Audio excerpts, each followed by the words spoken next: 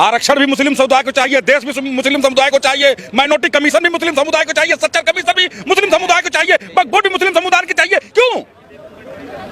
ये क्यों हो रहा है इस देश में? आपने एक देश ले लिया, उसके बाद वक्फ बोर्ड ले लिया, माइनॉरिटी कमीशन के नाम पर 5.5 लाख करोड़ रुपए मेरे देश के मेजोरिटी का पैसा, जो वैष्णो देवी मंदिर जितने हमारे मंदिरों का पैसा है 5.5 लाख करोड़ रुपए माइनॉरिटी को जाता है, वो माइनॉरिटी कमीशन के नाम पर, उसी सच्चर कमीशन के नाम पर माइनॉरिटी के बच्चों को 1-1 लाख रुपए दिया जाता है IAS बनने के लिए। क्यों? ये देश का हिंदू समाज पूछ रहा है क्यों हमारे साथ भेदभाव? क्यों? क्योंकि हम यादव हैं, ब्राह्मण है, बनिया है, दलित है, ठाकुर है, कुशवाहा है, पटेल है, इसके लिए हमारे बच्चों के हाथों में कटोरा दे दिया जा रहा है और उनको एक देश और उनके नाम पर देश का सारा खजाना लूटा दिया जा रहा है। क्यों? ये देश पूछ रहा है और इस देश के हिंदुओं को कहना चाहता हूं जो बटे हुए हैं, ये सत्य है कि जब बटे हो तो कटे हो और कटोगे। सर, वक्फ बोर्ड को जो है अपना हक मानते हैं मुस्लिम समुदाय, कहते हैं हमारा हक है, हमें मिलना चाहिए और हमेशा से मिलता है। अपना हक मानते हैं वो वक्फ बोर्ड को। उनका हक पाकिस्तान ले लिया है, अब उनका हक कहाँ है? 116 करोड़ हिंदू हैं यहाँ इस देश में, उनका हक कहाँ है? वो अपना हक मांग रहे हैं, हमारा हक दो ना, हमारा अधिकार दो ना। मुसलमानों ने इस देश के लिए कुर्बानी दी, सब कहते हैं, तो सिर्फ भारत के लिए नहीं, पाकिस्तान के लिए भी कुर्बानी दी थी। अखंड भारत के लिए हिंदू मुसलमान मिलकर के लड़ाई लड़े थे और मुसलमानों ने अपना अधिकार पाकिस्तान ले लिया था। ये कौन सी राजनीति इस देश में हो रही है? क्योंकि हिंदू बेवकूफ है ना, वो यादव है, दलित है, ब्राह्मण है, बनिया है, कुशवाहा, पटेल, धोबी, कनौजिया सब बटे हुए हैं। ये उनको पूछो तो फलाने खान, हमारे पूछो फलाने तिवारी, फलाने यादव, फलाने शुक्ला, फलाने दलित, फलाने कुशवाहा, फलाने पटेल। यही जाति तुमको एक दिन इस देश में जैसे बांग्लादेश में हो रहा है वही वैसा ही तुम्हारा इस देश में होगा हिंदुओं, अगर अभी भी तुम नहीं जागे तो। हमने नरेंद्र मोदी को इसलिए नहीं बैठाया कि सड़कें बनानी है। मैं मोदी जी से कहना चाहता हूं, मैं देश की सरकार से कहना चाहता हूं कि हमने आपको कुर्सी इसलिए नहीं दी है कि आप जो है आप सड़क बनाइए। हम सड़क तो बनती है, बनती रहेगी। हमने आपको जिस काम के लिए भेजा है वो काम आपको करना पड़ेगा। इस देश में सनातन धर्म बोर्ड चाहिए और वक्फ बोर्ड को नस्तो नाबूद करना है हमारा। ये हम मुस्लिम पर्सनल लॉ बोर्ड कह रहा है कि हमारी जमीन है, हमारे मुस्लिम समुदाय की, हमारे वक्फ बोर्ड की जमीन है, आप सरकार का उसमें क्या लेना देना? पर्सनल लॉ बोर्ड, वक्फ बोर्ड आया कहां से? वक्फ बोर्ड जितने 57 इस्लामिक मुल्क है, कहां वो कहीं वक्फ बोर्ड है? नहीं है ना। भारत में ढोंग क्यों हो रहा है? ये फ्रॉड भारत में क्यों चल रहा है? दान में दी हुई जमीनें है ना, जो मुस्लिम समुदाय के अच्छे विकास के लिए। दान में नहीं दी गई है, कब्जा की हुई है जमीन है, क्योंकि उनकी सरपस्त पार्टी कांग्रेस पार्टी थी जिसने उनको जो है वोट बैंक के लिए उनको कब्जा करवाया है। दान में नहीं दी गई हुई है, कोई अपनी जमीन दान में नहीं दे देता है। ये बेवकूफ बनाने का काम चल रहा है इस देश में और इस देश की जनता को समझने की जरूरत है कि नींद से जागो।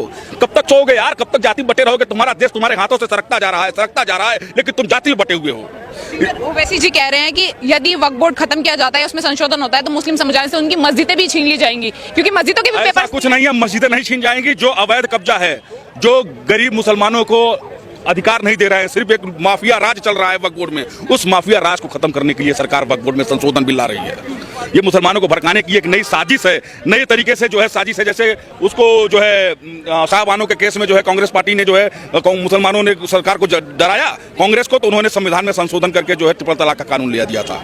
वैसे ही ये मुसलमानों का डराने का कानून है। और मैं इस देश से कहना चाहता हूं और उन लोगों से कहना चाहता हूं कि ये राजीव गांधी की सरकार नहीं है, ना कांग्रेस की सरकार है, ये भारत में भारतीय जनता पार्टी की सरकार है और इसे भारतीयों ने चुना है और जिस लिए चुना गया है यही सब काम है। जैसे कि वक्फ बोर्ड खत्म करने के लिए हमने मोदी को बैठाया है, ट्रिपल तलाक के लिए हमने बैठाया था, 370 के लिए हमने बैठाया था। हम जैसे जो काले कानून है इस देश में उसको खत्म करने के लिए हमने मोदी सरकार को बैठाया है और मोदी सरकार वो काम कर रही है। आप बोल रहे कि खत्म करवाना है, मुस्लिम समुदाय बोल रहा है दूसरा शाहीन बाग बना देंगे, पर खत्म नहीं होने देंगे। तुम शाहीन बाग बना करते देखो।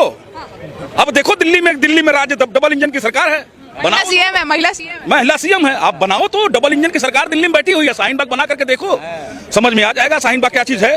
अब वो जमाना लद गए और मैं यही कहना चाहता हूं कि भारत में अगर फ्रॉडगिरी करोगे तो आज 5 वक्ती पढ़ रहे हो, कल 15 वक्ती पढ़नी पड़ेगी, फिर भी नहीं हो पाएगा।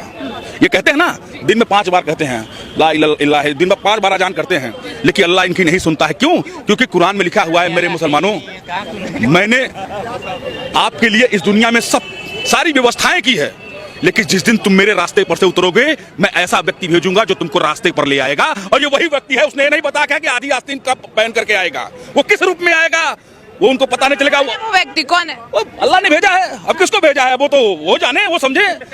5 वक्ती जो पढ़ रहे हैं, बार तो दिन में 5 वक्त पढ़ते हो ना, क्यों अल्लाह आपकी नहीं सुन रहा है? अल्लाह इसलिए नहीं सुन रहा है कि आप अल्लाह के प्रति ईमानदार नहीं हो, इसलिए अल्लाह आपकी नहीं सुन रहा है। वक्फ बोर्ड को खत्म नहीं होने देंगे, अपना धर्म बचाएंगे, वक्फ बोर्ड से उनका धर्म बचेगा। सर एक पत्रकार महोदय, मैं ये कह दूं, जो एक बड़ी सच्चाई, अगर वक्फ बोर्ड पे अंकुश नहीं लगाया जाए, वक्फ बोर्ड पे अगर अंकुश नहीं लगाया जाए तो एक बड़ी सच्चाई दुनिया के सामने आ जाएगी। वो सच्चाई वो सच्चाई क्या जान, अगर वक्फ बोर्ड पे अगर अंकुश नहीं लगाया जाएगा तो एक बड़ी सच्चाई दुनिया के सामने आ जाएगी। वो सच्चाई क्या, वक्फ बोर्ड ने अभी ये अंबानी के घर पे कहा, दावा ठोका जो वक्फ बोर्ड की जमीन पे है। कुंभ मेला हुआ तो कहा जो ये क्या कहते हैं वक्फ बोर्ड की जमीन पर। अगर इस पे अंकुश नहीं लगाया गया तो आने वाले वक्त में कहीं ये ना कह दे जो जीबी रोड वक्फ बोर्ड की जमीन पे है।